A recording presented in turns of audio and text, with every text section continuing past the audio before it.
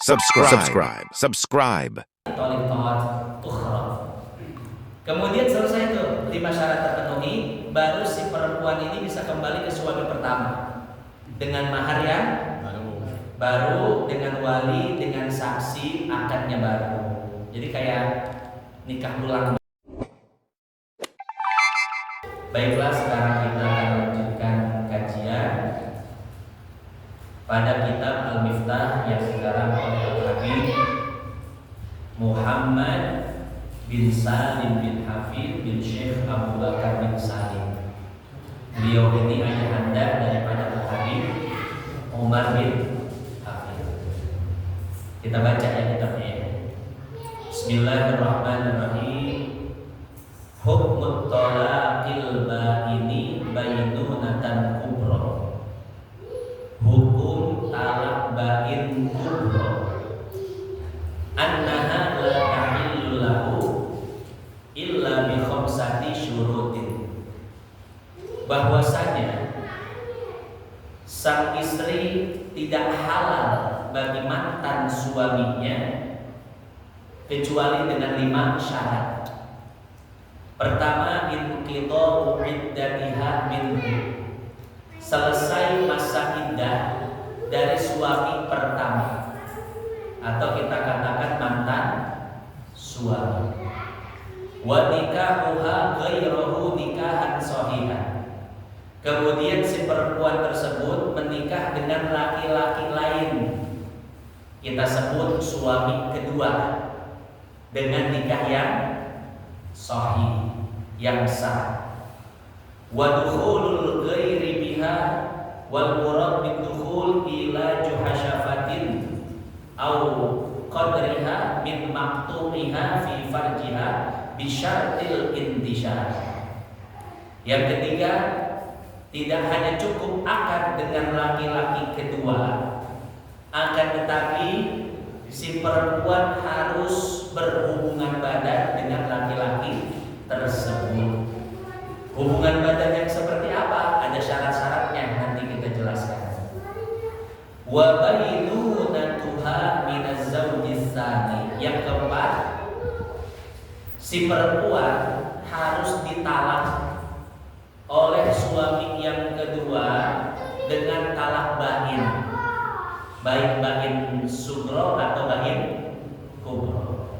Syarat yang terakhir yang kelima, wal qidha'u iddatiha. Masa iddah dari suami kedua telah habis. Kalau mencukupi 5 syarat tadi, maka si perempuan bisa kembali ke suami pertamanya dengan akad yang baru dan mahar yang baru.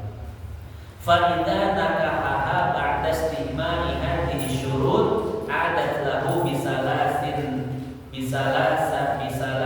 talqat. Apabila mencukupi 5 syarat yang tadi, maka dia bisa kembali ke suami pertamanya, dan suami pertama kembali memiliki 3 talak. Tadi yang kan talaknya habis ya, udah dipakai semua, kuota internet habis, 3 giga udah dipakai semua. Nah, ketika kembali lagi dengan syarat-syarat yang tadi, maka dia sama dengan isi pulsa, top up lagi, 3 giga kembali lagi ya. Wa tajibu laha halal iddati ma yajibu lil ba'in bainunatan sughra. Selama masa iddah, maka si mantan istrinya wajib menerima sesuatu yang diterima oleh wanita ditalak dengan bain sugro. Titik. Sampai situ matan kitab Al-Miftah yang akan kita jelaskan. Hadirin jamaah yang dimuliakan Allah, sebelum kita menjelaskan matan yang tadi, sedikit kita murojaah ya, bahwa talak ini terbagi menjadi 3. Yang pertama, talak rajmi. Yang kedua, talak bain sugro. Yang ketiga, talak bain kubro. Yang pertama talak rajmi. Apa itu talak rajmi? Talak yang bisa dirujuk. Baca ya. Itu ketika suami menolak istrinya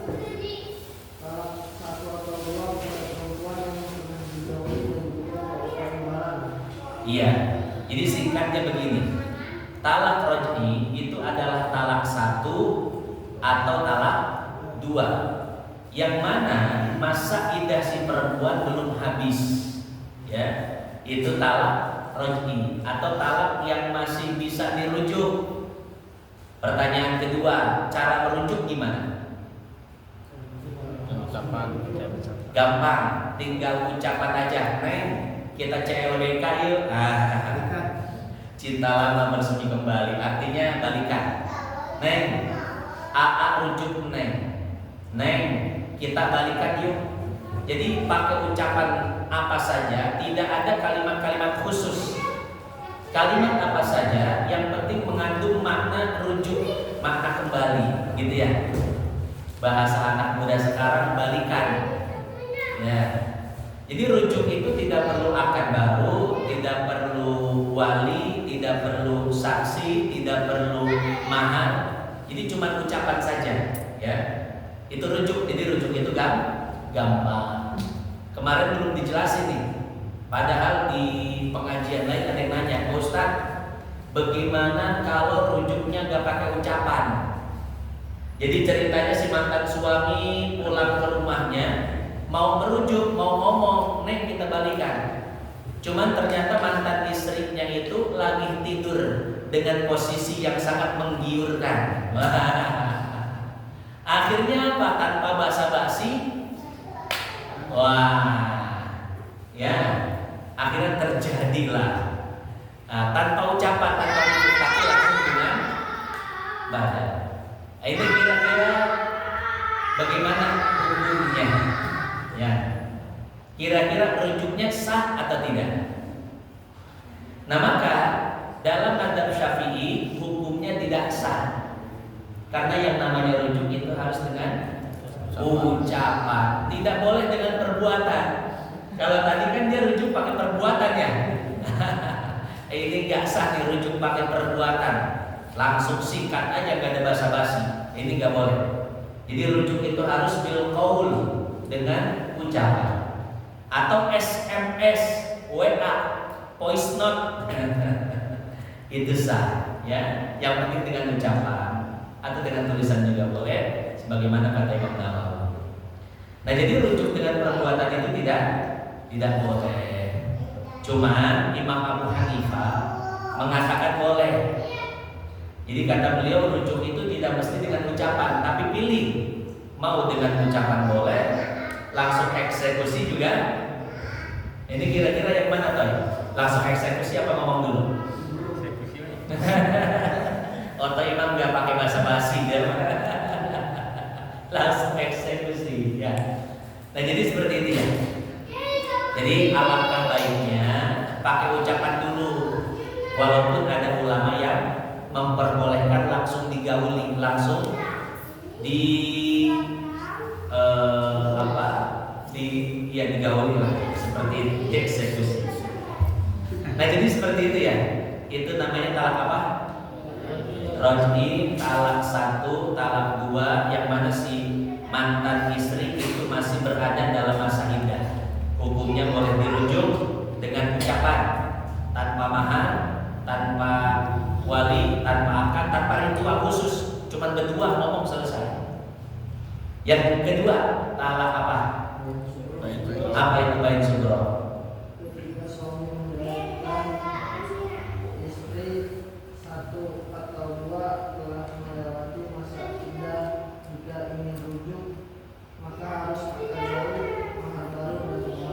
Iya. Talak bain sugro adalah talak 1 atau talak 2. Tapi masa iddah si istri sudah habis. Nah, itu masalahnya. Jadi masalahnya itu masa iddah si istri sudah selesai. Bagaimana hukumnya? Apakah bisa rujuk dengan ucapan seperti tadi? Gak bisa. Jadi kalau pengen kembali lagi kepada istrinya, si suami ini harus akad baru, mahar baru, harus ada saksi, harus ada wali. Ya, nah, ini udah agak berat nih. Kalau tingkat pertama kan roj'i itu cuma ngomong aja. Yang kedua, bait sugro itu harus ada ritual akadnya. Ya, tentu ini agak ribet. Makanya jangan sampai bait sugro. Nah, cuman ini masih ringan nih, masih gampang. Yang berat itu bait kubro yang akan kita bahas pada kesempatan kali ini. Apa Riz bait kubro?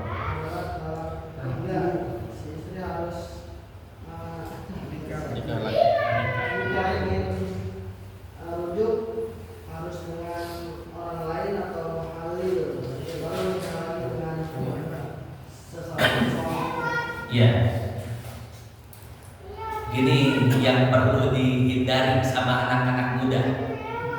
Namanya pasangan muda ada emosi ya, emosi, dan biasanya gak ada yang mengalah, baik suami atau istri. Istrinya tinggi, suaminya gak mau kalah, tinggi lagi. Akhirnya kata istri, aku jatuhkan talak 3. Kalau ada 1000 sekalian. Saking keselnya Pak. Ini hati-hati. Nah, talak bait kubro adalah talak 3. Ya. Kalau sampai talak 3 ini dijatuhkan, maka tidak boleh rujuk, juga tidak boleh nikah ulang. Udah, rumah tangga selesai, bubar. Ini mungkin kalau nggak punya anak no problem, nggak ada masalah. Cuma masalahnya kalau anak udah ada 11,5 ini gimana ceritanya? Ada setengah ya. Anaknya banyak. Akhirnya talak 3, bagaimana ceritanya? Sementara ketika suami menjatuhkan talak 3, maka sang istri tidak bisa lagi dirujuk, udah rumah tangga selesai aja. Nah, kalau ingin rujuk lagi, bagaimana nih? Pengen kembali lagi? Sementara talak udah talak 3. Nah, ini yang akan kita bahas. Ya. Sekarang kita akan bahas ini. Jadi bagaimana? Ini deskripsi masalahnya ya. Jadi deskripsi masalahnya itu suami mentalak istri dengan talak 3. Kemudian sang suami entah dengan alasan apa ingin kembali berumah tangga dengan istrinya. Bagaimana caranya akan dijelaskan. Al-Habib Muhammad mengatakan hukmut talaqil ba'ini bainunatan sugro. Hukum talak bain kubro. Hukum talak bain kubro. Ini bain kubro itu bain besar. Ya. Bagaimana hukumnya? Annaha la tahillu lahu illa bi khamsati syurut. Bahwasanya si wanita yang dicerai oleh si laki-laki tidak bisa kembali lagi kepada laki-laki tersebut, tidak halal illa kecuali bi khamsati syurut, dengan 5 syarat. Artinya kalau 5 syarat ini terpenuhi, nanti si perempuan itu bisa kembali lagi ke pangkuan si laki-laki. Apa syaratnya? Kata yang pertama, inqidha'u iddatiha minhu. Habis masa iddahnya dari suami pertama. Jadi ketika dijatuhkan talak 3, maka si perempuan harus langsung menghitung masa iddahnya, ya. Nah, kalau masa iddahnya sudah selesai, maka si perempuan sudah melaksanakan syarat yang pertama. Ini sebagaimana kita jelaskan, masa iddah itu tergantung kondisi si wanita. Kalau si wanitanya masih haid, masa iddahnya berapa? 3 kali suci dari haid. Ya, suci, haid, suci, haid, suci selesai. Biasanya kalau dihitung, kalau wanita normal itu 3 bulan. Karena wanita normal haid 7 hari, haid 7 hari, suci berarti berapa? 23 hari. Itu yang normal ya. Nah, apa ada yang gak normal? Banyak. Biasanya karena KB. Ini perempuan kalau KB, haidnya jadi gak beraturan. Kadang 20 hari keluar darah terus, 1 bulan keluar darah terus. Nah ini banyak perempuan yang nggak tahu hukumnya. Banyak yang mengatakan, oh berarti haidnya itu sampai 15 hari. Enggak. Kalau haid jadi tidak beraturan setelah KB, maka hukumnya itu dikembalikan ke kebiasaan sebelum dia KB. Sebelum KB biasa haid berapa hari? 7 hari. Ya sudah. Ketika KB dan darah haidnya tidak beraturan sampai 20 hari, sampai sebulan, maka tetap haidnya 7 hari. Pak Ustadz, itu lebih dari 7 hari masih keluar darah, itu namanya darah istihadah. Nah, ya. Jadi seperti itu ya. Ini suami perlu tahu nih, karena kan istri terkadang mengalami seperti itu. Ketika KB, haid jadi tidak beraturan. Nah maka kalau haidnya tidak beraturan, darahnya itu lebih dari 15 hari, maka tetap haidnya 7 hari. Selebihnya itu istihadah ya. Nah jadi seperti itu. Perempuan yang masih haid berarti tadi iddahnya berapa? 3 kali suci.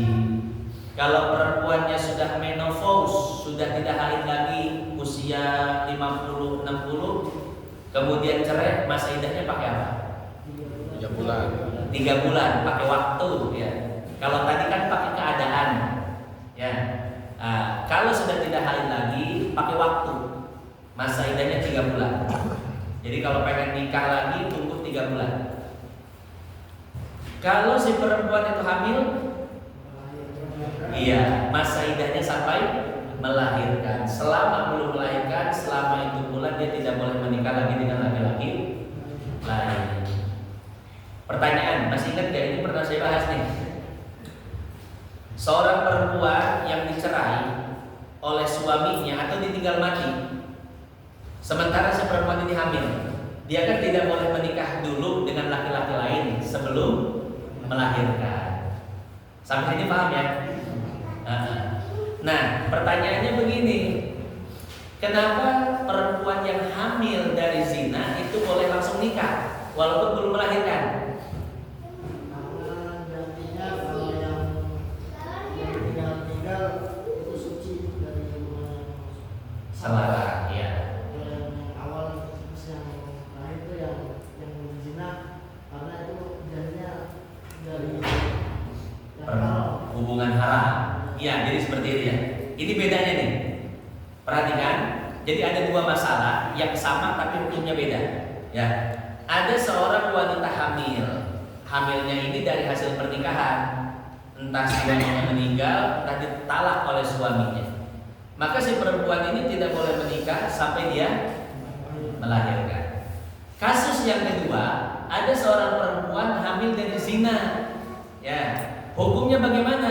Hukumnya dia boleh langsung menikah, entah dengan si laki-laki yang menghamilinya atau bukan dengan laki-laki yang menghamilinya. Dia boleh langsung nikah tuh walaupun belum melahirkan. Kan masalahnya sama ya, sama-sama gunting. Tapi kok hukumnya beda? Yang satu tidak boleh menikah terlebih dahulu sampai melahirkan, yang satu walaupun belum melahirkan dia boleh langsung nikah. Nah, alasannya begini kata Imam Syafi'i. Perempuan yang hamil dari hasil hubungan halal, dari hasil pernikahan, maka hamilnya itu adalah hamil muhtaram, hamil yang dimuliakan. Janinnya itu janin suci. Maka janin ini harus dihormati. Jangan sampai dia disiram dengan bibit lain, ya, sebelum dia meninggalkan rahim ibunya. Jadi dipelihara betul. Maka disyaratkan jangan menikah dulu si ibunya sampai janin ini keluar. Ya, ini karena penghormatan terhadap janin tersebut. Beda dengan anak hasil zina. Anak hasil zina itu ghairu muhtaram. Walaupun hamil tapi secara hukum dianggap tidak hamil. Ya, jadi dia tidak dimuliakan. Makanya walaupun belum keluar dari rahim, maka sang ibu boleh menikah. Nah, kurang lebih seperti itu ya. Itu alasan kenapa 2 kasus ini hukumnya bisa beda. Oke, sampai sini paham? Berarti iddah perempuan tergantung kondisi si perempuan itu. Nah, kalau si perempuan itu sudah selesai masa iddahnya, berarti dia telah mencukupi syarat yang pertama. Syarat yang kedua, wa nikahuha ghairahu. Ini dalam ilmu nahwu kenapa dibaca ghairahu? Karena nikahuha itu isim fiil. Walaupun isim secara letterlek bentuknya, tapi amalannya itu adalah amalan fiil. Wa nikahuha ghairahu nikahan shahihan. Setelah habis masa iddah dari suami yang pertama, maka si perempuan harus menikah dengan laki-laki lain. Laki-laki lain ini entah pilihan si laki-laki pertama, artinya udah sekongkol nih. Si laki-laki pertama menceraikan istrinya dengan talak 3. Habis itu nyesel dia, ya Allah nyesel. Kapan lagi dapat perempuan kayak gini? Perempuan mukanya cakep, badannya mantep, akhlaknya soleha. Ini kalau dilepas begitu aja, aduh kemarin gara-gara emosi ini talak 3. Akhirnya pasti laki-laki ini punya keinginan untuk kembali berumah tangga dengan perempuan tersebut. Sementara syaratnya sulit. Syarat pertama masa iddahnya selesai, ini syarat kedua nih. Si perempuan itu harus nikah dulu dengan laki-laki lain. Masalahnya kalau laki-laki lainnya itu lebih mantep, takutnya si perempuan itu betah sama laki-laki itu, nggak mau balik lagi sama saya. Akhirnya si mantan suami ini atau suami yang pertama ini dia bersekongkol dengan laki-laki yang kedua ini. Ini laki-laki yang kedua kita sebut muhalil ya. Muhalil, ini laki-laki yang kedua ini muhalil. Akhirnya dicarikan tuh muhalil. Si laki-laki yang pertama, suami pertama mencarikan muhalil. Ini muhalilnya jangan sampai yang ganteng, jangan sampai yang baik. Akhirnya dicariin aki-aki. Nyari aki-aki aja deh, biar mantan bini saya nggak betah sama si muhalil. Akhirnya dicarikan yang sudah tua. Ya, tapi jangan sangka ini wah, tua-tua keladi, makin tua makin jadi. Anak muda kalah. Ya, mau anak muda minum apa sih namanya itu? Ya, kadal Mesir. Atau ngolesin hajar jahanam, sama gerasi tua mah tetap kalah. Ya, gerasi tua dilawan. Akhirnya si mantan suami ini mencarikan yang tua. Dikira yang tua itu udah ngamplek. Woi, ternyata bajinya. Iya, itu kalau di ini bunyinya ting. Wah, kayak tiang listrik masih ya. Badan boleh tua, semangat tetap muda. Akhirnya dia mencarikan wahai mantan istriku, muhalilnya yang tuaan ya, saya nyariin gak apa-apa. Pinter banget dia. Dikira apa? Dikira bakal gak betah. Ternyata setelah nikah sama yang kedua itu, masya Allah, mantap. Disuruh cerai gak mau, bini ente cakep muda, sayang kalau saya cerai kata Pak Haji. Ya, istrinya juga gak mau dicerai. Kenapa? Wah, ini tua-tua sampai subuh, ente 10 menit kelar. Ya. Nah, jadi baik si muhalil ini dicarikan oleh si mantan suami atau si perempuannya nyari sendiri, itu boleh. Ya. Akhirnya apa? Syarat kedua terpenuhi, si perempuan ini menikah dengan muhalil, dengan laki-laki lain. Nah, ternyata tidak cukup nikah, tapi syarat yang ketiga adalah waduhulul ghairi biha.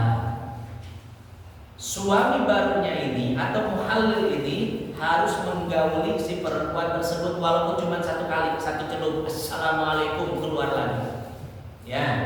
Jadi intinya wajib apa? Wajib berhubungan badan. Ini bahasa kasarnya begini Pak. Bahasa kasarnya istri lu harus dicobain dulu sama laki-laki lain. Kenapa? Salah sendiri. Kenapa berani-berani menjatuhkan talak 3? Itu hukuman bagi laki-laki yang menganggap enteng masalah cerai. cuma ngambek, berantem, emosi, talak 3. Hukumannya apa? Istri Anda harus dinikmati oleh laki-laki lain. Tuh. Kan aman ada geluhan Pak. Kan pamajikan habis dipakai. Habis sambung balik deh gitu. Ini hukuman. Ini hati-hati ya. Hati-hati jangan sampai melakukan talak 3. Jadi setelah menikah dengan si muhalil harus hubungan badan. Hadis sahih tentang rifa'ah. Coba lihat hadis riwayat Imam Tirmizi. Ada seorang wanita ditalak oleh suaminya dengan talak 3. Mau balik lagi nggak bisa. Kata Nabi, engkau harus menikah dengan laki-laki lain. Hatta taduki usailatahu wa yaduka usailataki. Setelah menikah tidak cukup dengan akad, tapi harus hubungan badan. Ini yang sulitnya di sini, Pak. Kita sebagai laki-laki kan nggak nerima ya. Kalau bukan karena peraturan dari agama nggak bakal nerima kita. Ini yang sulit. Tapi ala kulli hal ini merupakan peraturan agama.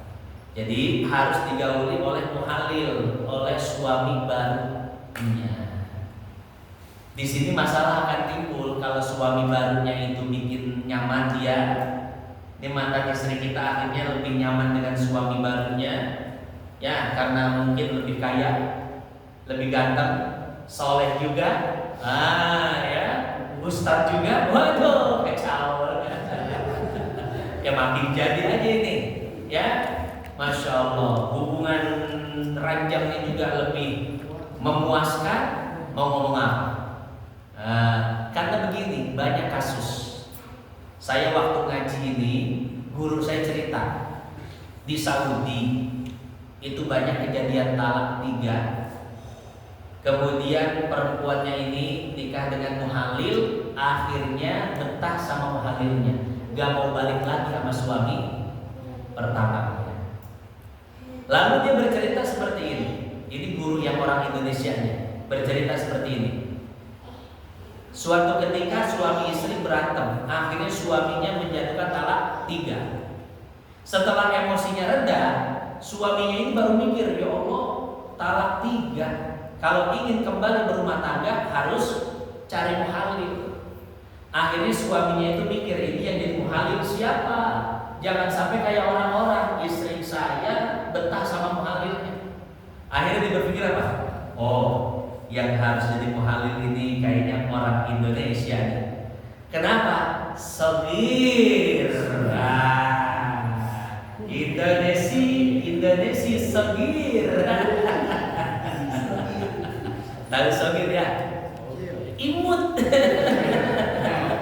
Wah, istri saya nggak bakal betah, nih nggak bakal puas masalah ranjang ya. Sehingga dia akan kembali kepada saya. Kan kalau Arab apa? Kabir, tawil. Masya Allah. Kayaknya Otoy punya keturunan ini darah-darah Arab. Kabir. Apanya yang kabir ya. Intinya begitu. Kata si Arab, wah Indonesia aja nih yang jadi muhamil. Akhirnya apa? Akhirnya di rumahnya itu kan ada pembantu TKI. Ya. Akhirnya bilang sama istrinya, istriku yang jadi muhalil si TKI aja ya. Akhirnya istrinya ngambek, Pak. Oh, ente sengaja ya cari muhalil orang Indonesia sagir.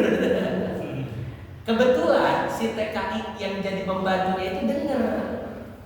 Ketika dia berdiskusi masalah muhalil, kemudian si perempuan ini menghina sagir. Si TKI dengar, wah ini penghinaan buat bangsa dan negara saya. Wah, ini penghinaan besar. Akhirnya apa? Oke, jadi nikah muhalil. Saya harus kasih pelajaran ini si perempuan. Akhirnya si TKI ini beli kadal Mesir. Waduh. Habis ini Otoy langsung searching shopping kadal Mesir. Obat kuat gitu ya. Jadi kalau orang-orang umroh haji itu di hotel di lobby suka banyak menawarin loh. Kadal Mesir, ajar jahanam. Nah akhirnya apa? Selesai malam pertama, selesai akad malam pertama saatnya kadal mesin diaktifkan. Akhirnya masya Allah benar ceritanya itu sampai subuh, dari habis isya sampai subuh. Akhirnya habis subuh si Arab ini mantan suaminya ngetok-ketok pintu. Oh udah selesai, udah subuh. Akhirnya keluar si TKI-nya, sekarang engkau harus mentalak istri saya, ya harus menuju syarat yang keempat. Kan syarat pertama udah selesai, syarat kedua akad udah selesai, ketiga hubungan badan yang udah selesai, syarat keempat talak istri saya. Akhirnya istrinya bilang, jangan, kau jangan talak saya. Kenapa? Engkau itu walaupun sogir, tapi ya durasinya itu lama. Weh, mantep Indonesia nih. Jangan lihat barangnya, lihat durasinya.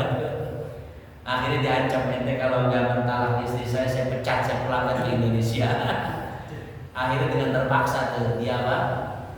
Mentalak istrinya, istri seorang Arab.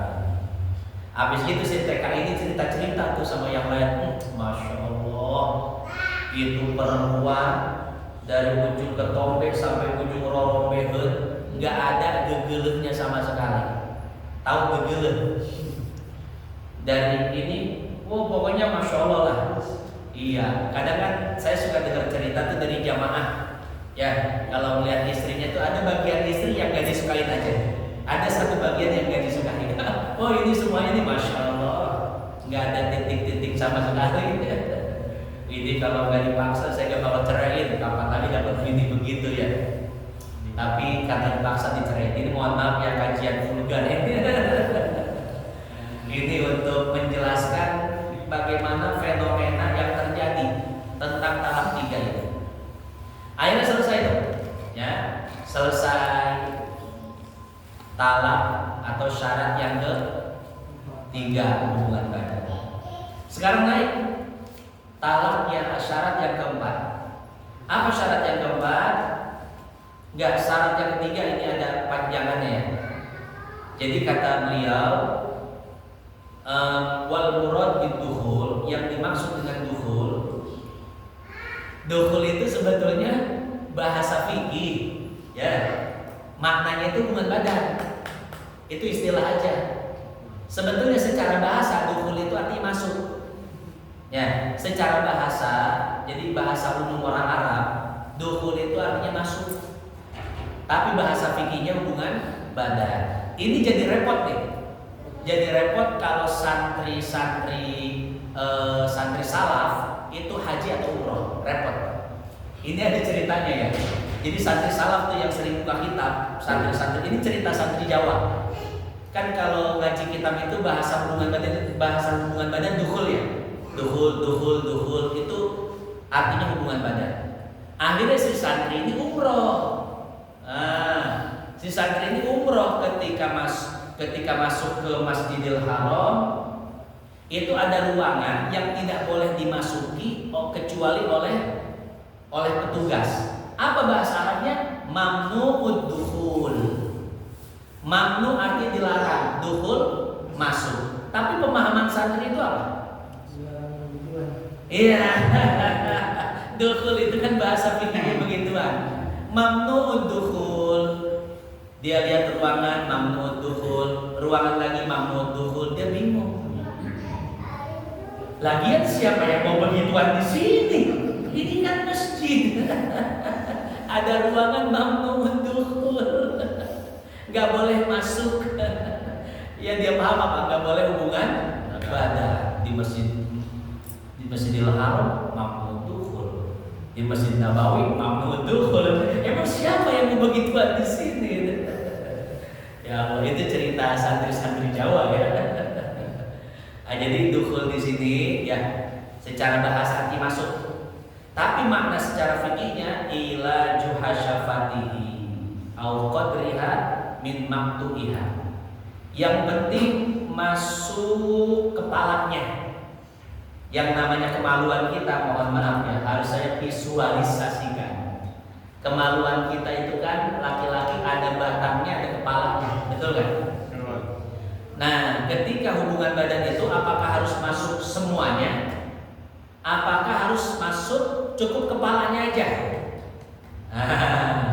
Di sini disebutkan cukup masuk kepalanya aja. Masuk kepalanya, bayangkan ini yang hijau kepalanya ya. Penting banget mulutnya. Astagfirullah. Benar-benar menghayati suatu ini. Iya. Ini kepalanya yang hijau nih ya. Jadi mohon maaf, memang ini yang namanya fikih itu vulgar ya. Ketika nyeritain masalah cebok harus benar-benar disebutin bagian-bagiannya itu ya. Begitu pula masalah hubungan badan. Nah, ini cukup masuk kepalanya. Jadi ketika kepalanya hilang, nah ini sudah cukup. Dikeluarkan lagi itu sudah cukup. Ya, walaupun secara fikih seperti itu sudah cukup, tapi pada prakteknya saya nggak yakin. Nggak yakin kepalanya doang, nggak yakin saya. Ya, nggak yakin sekali juga. Itu pada prakteknya. Nah, secara teori, secara teori ini cukup sekali dan itu kepalanya aja selesai, itu sudah cukup syarat. Oke, sampai sini Pak. Ya, nggak perlu saya perjelas lagi. Nah, atau qadroha min maktu'iha, atau nauzubillah kemaluannya itu nggak ada kepalanya. Kepalanya hilang. Bagaimana ceritanya? Bisa aja karena kecelakaan harus diamputasi. Jadi itu batangnya doang, nggak ada kepalanya. Ya, atau karena masalah apa? Bahkan terlahir mungkin cacat ya, kemaluannya itu batangan full batangan, nggak ada kepalanya. Nah, kalau seandainya ini memang bahasa fikihnya seperti itu, au qadriha min maktu'iha, nggak ada kepalanya, ya sekira-kira aja. Kemaluan segede gitu, kepalanya berapa senti? Nah, maka dihitung dari batangannya itu, misalkan kepalanya paling 2 cm, maka cukup masukkan 2 cm, selesai. Ya, sekali lagi mohon maaf, fikih itu vulgar. Harus hubungan badan. Fi farjiha, khusus dimasukkan ke kemaluan depan si perempuan. Nggak boleh ke lubang-lubang yang lainnya. Ya. Bisyartil intishar, dengan syarat juga kemaluan si laki-laki itu harus keras berdiri. Nggak boleh dia lembek dipaksa-paksain masuk. Atau muhalilnya mohon maaf impoten, nggak boleh. Muhalilnya yang impoten ketika lembek hubungan badan dimasuk-masukin, sekadar kepalanya dicabut lagi hanya sekedar mencukupi syarat, nggak cukup. Jadi harus benar-benar kemaluannya itu normal. Hubungan badan selesai. Yang keempat, wa bainunatuha minaz zawjis tsani.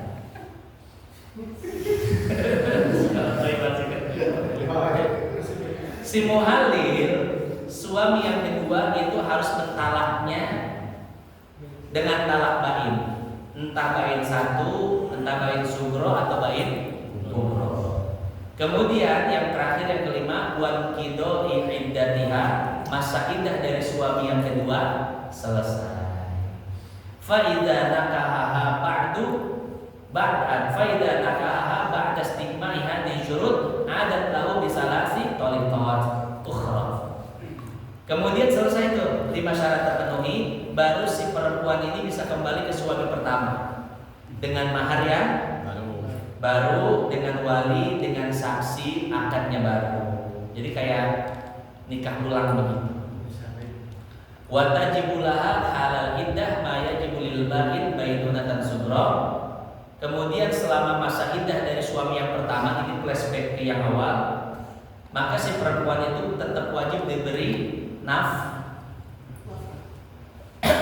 enggak wajib nafkah, karena bain sughra. Nafkah itu kalau talak roj'i si mantan istri selama masih dalam iddah wajib diberi nafkah.